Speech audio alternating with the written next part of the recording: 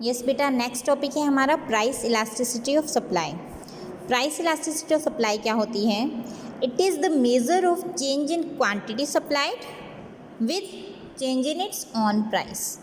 मतलब जब हम ये देखते हैं कि कितना प्राइस के चेंज होने से कितनी क्वांटिटी सप्लाई चेंज हुई है, that is the elasticity of supply. ठीक है, price elasticity of supply. Price क्यों? Because it is related only to the price of that commodity. Alright, so how do we measure it? Elasticity of supply is measured percentage change in quantity supplied divided by percentage change in price। मतलब quantity supply percentage change अगर हम उसका देखते हैं with percentage change in its price, तो क्या हमारी निकल जाएगी elasticity of supply.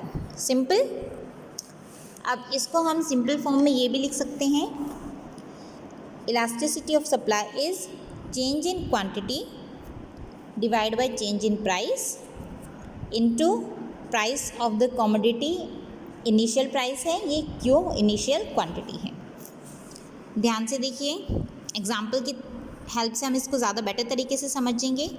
A producer offers to sell 400 units. Q1 क्या है? 400। ठीक है, और ये क्या है? 10। P1 10। वहीं जो हमारा देखिए 200 यूनिट्स ही सिर्फ ऑफर कर रहा है 5 रुपये कीमत होने पर। जब 10 रुपये कीमत थी तो 400 यूनिट सप्लाई कर रहा था प्रोड्यूसर, 5 रुपये होने पे 200 यूनिट सप्लाई कर रहा है। तो चेंज इन प्राइस क्या हो गया हमारा?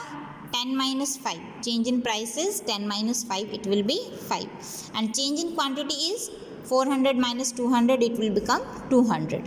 Okay, so 200 divide by 5 it will give us, yes, 200 divide by 5 हमारा क्या रहेगा?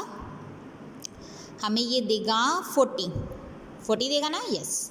अब इसको करना है P/Q से multiply. P/Q means price of the initial, मतलब इनिशियल टाइम में हमारा प्राइस क्या था और कमोडिटी की क्वांटिटी क्या थी। इनिशियल प्राइस था हमारा 10 रुपीज़, क्वांटिटी थी 400। तो P/Q 10/400। सो व्हेन वी 40 को हम जब करेंगे तो ये हमें 40 × 10 400 divide by 400, 400 divide by 400 will be 1। So ये हमें क्या दिया इसने? Price elasticity of supply 1। ठीक है,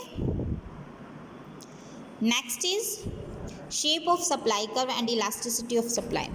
सप्लाई कर्व का शेप और उसकी सप्लाई की इलास्टिसिटी कैसी होगी। सप्लाई कर्व हमेशा स्ट्रेट लाइन बनेगा और हमेशा पॉजिटिवली स्लोप्ड होगा when it is related to the price of the commodity. जितना ज़्यादा प्राइस होगा हम सप्लाई उतनी बढ़ा देंगे, पॉजिटिवली हो गया ना, और जितना प्राइस कम होगा हम सप्लाई उतनी घटा देंगे। The situations are given. Situation 1 when elasticity of supply is 1।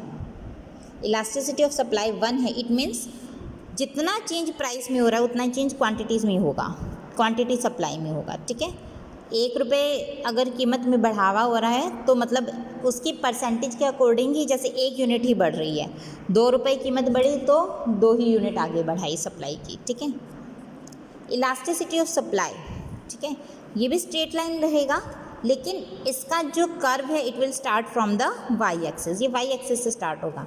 Elasticity of supply is more than 1 से ज़्यादा है, मीन्स 1.4, 1.2, 1.3, 1.6, 2, कितना भी हो सकता है ये। ठीक है, इस सिचुएशन में हमारा straight line upward sloping supply curve बनेगा और ये हमेशा वाई एक्सिस से स्टार्ट होगा when elasticity of supply is more than 1।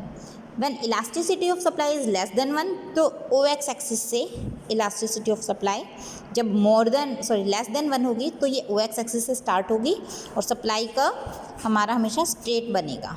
ठीक है, मतलब थोड़े प्राइस में ज़्यादा चेंज होने से सप्लाई में थोड़ा फ़र्क आया है।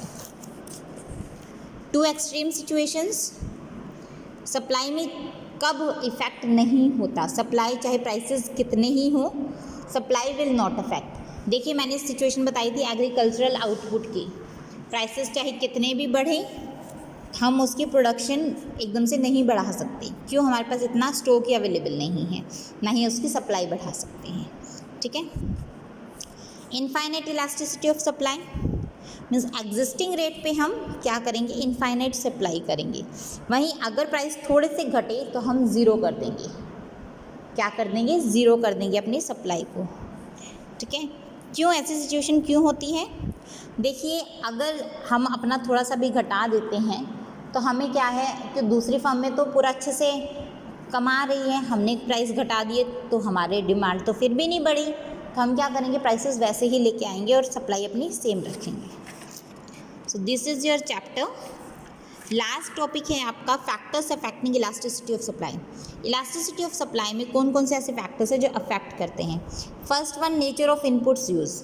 जो इनपुट्स हम यूज़ कर रहे हैं, फैक्टर्स ऑफ प्रोडक्शन यूज़ कर रहे हैं, वो कैसे हैं? अगर कॉमनली अवेलेबल हैं फैक्टर्स ऑफ इनपुट हैं, वो सप्लाई हमारी इलास्टिक होगी, वरना हमारी इनइलास्टिक सप्लाई रहेगी। नेचुरल कांस्टेंट, अगर हमारे जैसे एग्रीकल्चर के बारे में हमने बात की थी, वो नेचुरल कांस्टेंट पे डिपेंड करती है तो हमारी सप्लाई क्या हो जाएगी, नॉन इलास्टिक नहीं रहेगी। लेकिन अगर नेचुरल कांस्टेंट पे डिपेंड नहीं करती, it will be more elastic.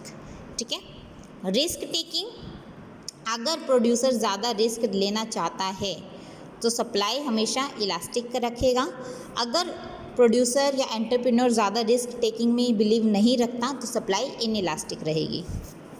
Nature of the commodity, अगर पेरिशेबल नेचर के गुड्स हैं, ठीक है, तो उनकी क्योंकि हमें पता है शॉर्ट लाइफ होती हैं, तो लेस इलास्टिक सप्लाई रहेगी। पेरिशेबल नेचर के नहीं है, ड्यूरेबल गुड्स हैं, तो वो क्या रहेगी, हमारी मोर इलास्टिक सप्लाई रहेगी। कॉस्ट ऑफ प्रोडक्शन, देखिए जहाँ पर हमारा कॉस्ट ऑफ प्रोडक्शन बढ़ जाए वहाँ पे सप्लाई इनइलास्टिक होगी या लेस इलास्टिक होगी। जहाँ कॉस्ट ऑफ प्रोडक्शन कम हो जाए वहाँ पे मोर इलास्टिक होगी। टाइम फैक्टर, लंबे टाइम पीरियड के दौरान इलास्टिसिटी हमारी सप्लाई की ज़्यादा रहेगी, कम टाइम पीरियड के दौरान हमारी इलास्टिसिटी सप्लाई की कम रहेगी। टेक्निक ऑफ प्रोडक्शन, हमारी जो सप्लाई है टेक्निक ऑफ प्रोडक्शन पे भी डिपेंड करती है। अगर हमारी जो टेक्नोलॉजी वो एक्सपेंसिव है तो वहाँ पे इलास्टिसिटी ऑफ सप्लाई लेस रहेगी। वहीं अगर इनएक्सपेंसिव है हमारी टेक्नोलॉजी, हमारी सप्लाई क्या रहेगी, मोर इलास्टिक। ठीक है, सिंपल। आपके factors affecting elasticity of supply ये टोटली हमारा कवर हो चुका है। अब देखिए बेटा, आपका जो वर्क है वो सिंपल, ये कंप्लीट चैप्टर आपको अच्छे से रिवाइज़ करना है। अगर इस चैप्टर में कहीं भी कोई कन्फ्यूजन आए तो प्लीज़ उसके बारे में पूछिएगा। बाकी आज के लिए आपका काम है इसके नोट्स बनाने हैं, इसको रिवाइज़ करना है और अच्छे से इसको देखना है चैप्टर को। Okay, so that's all for today, thank you.